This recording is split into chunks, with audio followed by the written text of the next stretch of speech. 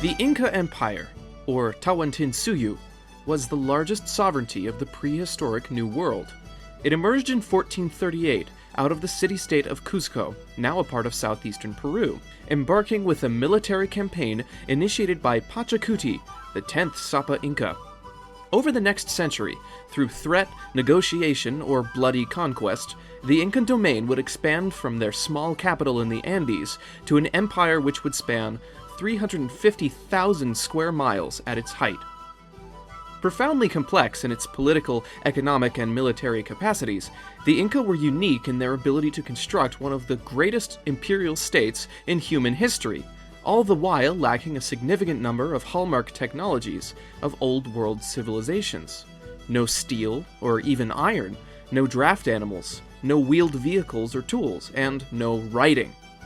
Yet the Incan elite was able to manage a citizenry of 10 million, composed of dozens of ethnic groups, many of which had warred with one another for centuries, so that all of the material wealth of the Andes could, albeit relatively briefly, be consolidated by a single governing entity. Johnson and Earle owe this unprecedented success to the Incas' innovative principles of institutional finance, bureaucratic control, and indirect rule, effectively integrating all the warring chiefdoms into laboring taxpayers. But all the violent military conflict that preceded Incan rule wasn't done just for the sake of it. The real bounties of the Andes lie in the land, and so domain over the environment and the people who could bring forth its many resources were the true causes of Andean conflicts, be they Incan, Spanish, or otherwise. The Incan Empire occupied a massive territory in the Andes, which can best be understood in terms of three geographical zones: the arid coast, the temperate Sierra, and the tropical rainforest. These are all very different locales, which naturally support different subsistence economies and different settlement patterns. Take for instance the coast. Upwelling of the Humboldt Current from Antarctica keeps the Pacific Ocean cool, and when the air flows to the coast, it warms, taking all the moisture from the land with it, and bringing it up to the Andes, where it cools and forms clouds. This leaves the coast a barren desert. However, rivers flowing down from the Andes to the east into the Pacific Ocean create a few lush tributary valleys, like that of the Rimac River, which supports Lima, the city built by the Spanish conquistadors under Francisco Pizarro. In this zone, such rivers irrigate agricultural fields, and the sea provides marine resources which are harvested as well. The Andes mark the start of the second zone, the Sierra. The capital city of Cusco lies within this region, deep in the Andes. With such rapid changes in elevation over such a short distance, many microclimates dot the landscape of the Andean highlands.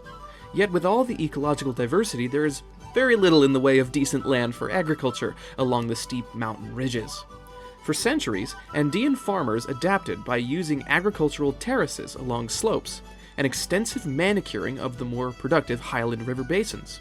The lowest valleys in the Quechua zone support maize, while the rugged Sunni zone would be used for tubers.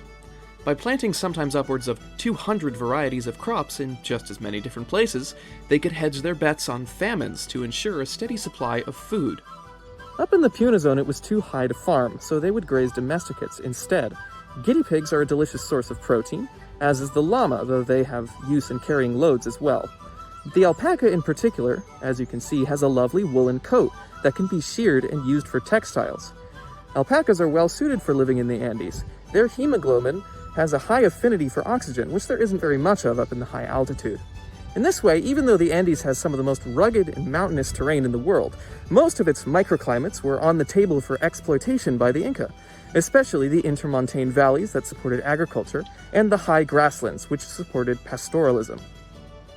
Further east, the mountains drop over 9,000 feet before they reach the understory of the Amazon rainforest.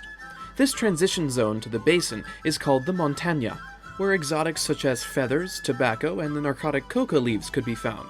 Huge Inca monuments such as Machu Picchu and Ollantaytambo were built here as royal estates, overlooking these similarly spectacular views. Although the highlands of the Montaña may be Incan land, the jungle at its lowest was, to the empire, the domain of the Antes, cultures like the Machiguenga, who were too scattered to ever be culled by the Inca, or the modern Peruvians for that matter.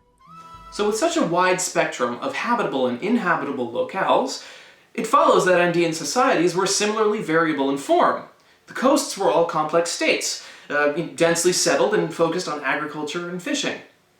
The Sierra was less dense. Competitive chiefdoms and local groups were undertaking mixed farming and pastoralism, and even family-level groups were out there living off of the bounties of the jungle. How did an archaic state the size of the Inca come out of all of that? Well, as we've mentioned, the Inca were preceded by hundreds of years of endemic warfare that came about for the usual reasons. There was enough resources that people didn't want to share with one another, and when their populations slowly grew and became more dense, chiefdoms started squabbling over the things they liked and didn't have as much of as their friends did, like land and women and all those herds of guinea pigs.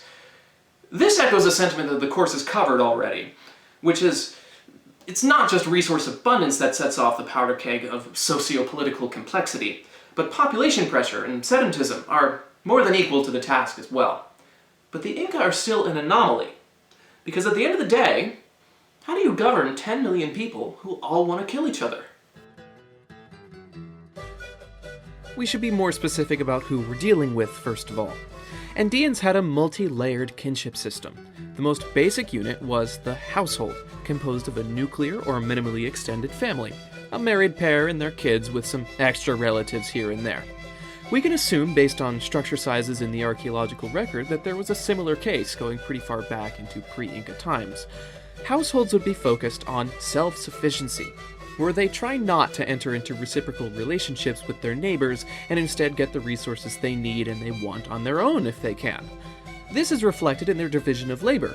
While it was standard for men to do the plowing and the warfare, the women to do the child-rearing and the weaving, and the kids to do the chores and tend to the animals, all of these were more suggestions. At the end of the day, everyone was just expected to do their share in something, and cooperate to get things done efficiently enough to be self-reliant. In keeping with this relative gender equality, the Incans had a kinship system of parallel descent, where women ascended from women and men ascended from men. The unit just above that was the Aleu, a kinship and territorial group, which could allegedly be tied back to a single defining ancestor.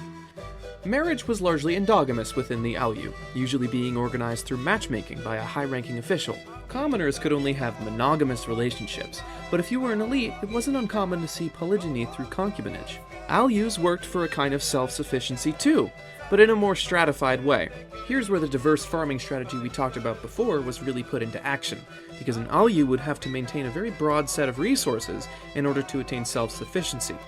Naturally, there was a leadership role, the curaca, who managed all of this and did his fair share of skimming off the top as well. It was a patrilineally inherited position, which came with free lands to be worked by laborers for the curaca alone. It also came with control over luxury goods like metals and coca. In return for those gifts, the curaca would act as the local bureaucrat, organizing activities and ceremonies, settling disputes, allocating land, and managing warfare and defense. So in general, these were the systems that were in place before the Inca even came about. And above this, the only clear formations we have are ethnic and linguistic groups, which didn't matter too much prior to the 15th century. They would become a bit more important following the Incan conquest, when the new political economy was established. Let's say you're a curaca, and you're directing your Aleu to create your staple goods in your self-sufficient way, when suddenly the Inca invade. They have such a strong military that you'd better do as they say. And here's what they say. All your land now belongs to the Sapa Inca, and will be divided into 3 plots. One for the emperor and his army and his bureaucrats, one for Viracocha and the other gods in the pantheon of the state religion, and one for you and the rest of your Aleu. If you want to use the land, which is now ours by the way, all of your Aleu's male heads of households have to pay a labor tax, called a mit'a. 2 or 3 months out of the year, they, or at least someone from their household, has to take their turn and build some infrastructure projects, or donate some of your crops, or make specialized crafts like textiles. In return, you can all stay on your land and be protected by the big bad Inca army. Everyone's guaranteed food, clothing, and shelter, all for around a 20% annual tax per household. That's significantly less than the tax rate for us US citizens, which is 30% per adult. So at the end of the day, it's not all that bad of a deal, especially considering the alternative. everything that was taxed went into the control of the Incan upper class. The Capac Inca, the ethnic lineage of the Inca founder Manco Capac, and the Jahua Inca, the groups neighboring Cusco who spoke Quechua and were assimilated by Pachacuti first of all. Giving them high status positions helped Pachacuti get the army he needed to conquer the rest of the Andes. At the head of it all was the Sapa Inca, the son of the sun, a semi-divine emperor who no one dared look in the face nor approach with shoes on, save for the Spaniards, who couldn't care less about courtesy. There were a number of adjacent classes operating a bit outside the usual hierarchy, like the Yanacoma, royal servants, Alancas, who were young women sent as tribute to the emperor, and some ethnic and trade leaders. But you could generally find the commoners in the Alus serving the Inca class through these reciprocal, taxation-based relationships. All that tax required an army of bureaucrats to enforce collection. Not to mention infrastructure to store and manage the goods, and a system of records to keep track of all of those sources of income. How did they manage that without writing? Well, as with many technologies that the Inca lacked, there was either no need for whatever they might be lacking, or if there was something just as good used in its place. For instance, in the place of a written language, they used quipus, knotted cords that could be used as a system of shorthand mnemonics. You can try making them yourself. Take a length of rope and tie some smaller ropes to it. The Incans used base 10, which is lucky because that's the same base we use. Let's say you wanted to code the number 124. You start with the biggest number, one overhand knot to code one digit, so one knot to represent 100. Now we move to 20. We move down a decimal place, and we do two overhand knots, which are clustered closely together. That leaves enough space between these knots and the last digit. Lastly, the ones place. This one works a little differently. We want to code the number 4, so instead of tying 4 knots in the ones place, we make one knot with extra turns. That way we can tell where a number ends at an easy glance. So since we want to code 4, we make 1, 2, 3, 4 turns. If you have space on the cord, you can code a new number below it. Let's code the number 1 there. If you want to write the number 1 in the 1 space, you might realize you have to use a different knot, as a single half hitch would indicate it's another sequential power of 10. So we use a figure 8 knot. That means this strand indicates the numbers 124 and then an extra 1. By using more strands that use other coding mechanisms, like different knots or colors, we can indicate what those numbers might represent. Like, I have 124 alpacas and 1 delicious guinea pig. Or we can indicate something like which curaca those things belong to, by using a trademark combination of knots and colors. The extent of what could be communicated through quipus is still largely unknown, and so through compounding these symbols, they could have been used to give commands, spread news, or even function as a fully fledged written language. With information coded, it could now be transported. The Incas didn't use wheels for transport, although they did know that technology existed. We can see wheels on some of their toys. Llamas are too stubborn to pull carts, and the Andes were just too rugged for wheels to be faster or more efficient alternatives to using your legs. And use their legs they did. One of the infrastructure projects that was constantly expanded upon was the Incan highway system. It ended up stretching 40,000 kilometers by the time the empire fell. These roads facilitated not only the movement of goods and troops, but the network of chusky relay runners who could bring a message, either coded on quipus or transmitted by word of mouth, at the speed of over 100 miles a day. This made it really easy for administrators to collect information, and to go about collecting their taxes. Food was pretty easy to make with terraces and irrigation systems built through organized labor, but to tax it in abundance, it had to be stored somewhere. There were facilities built for the purpose, in a network all across the empire. But standardized pottery was also a helpful tool in organizing the food while preserving it. Or more importantly, while aging it. Because the vast majority of pottery was used for storing chicha, a delicious beer made by chewing up kernels of corn and then spitting the wort into a boiling pot before letting it ferment in a huge earthenware vat. So much chicha was made and consumed in ceremonies that during Manco Inca's coronation, the chronicler Miguel de Estete wrote that the 1.5 foot wide drains that ran from the top of the temple where everyone was partying and emptied into the river were yellowed with urine for 2 whole days, pouring out as abundantly as if they were flowing springs. As important as chicha was, the most important taxed good was cloth. A well-woven textile is a prized luxury item, and for very good reason. The best grade of cloth, the ahuasca, was a combination of alpaca and cotton, which means that you had to grow, harvest, wash, comb, dye, and spin the cotton, and then herd, shear, wash, card, dye, and spin the alpaca's wool. And that's before you even start weaving, which is a painstaking, time-consuming, and labor-intensive skill. It would take 650 meters of yarn to make a plain 1-yard square of the most ragged utility cloth. And so textiles for clothes or tapestries would take even longer, needing kilometers of yarn to make. In that way, a good textile was a marker of wealth. If you had enough free time to make it, and enough influence to get the materials, you must have been pretty well off.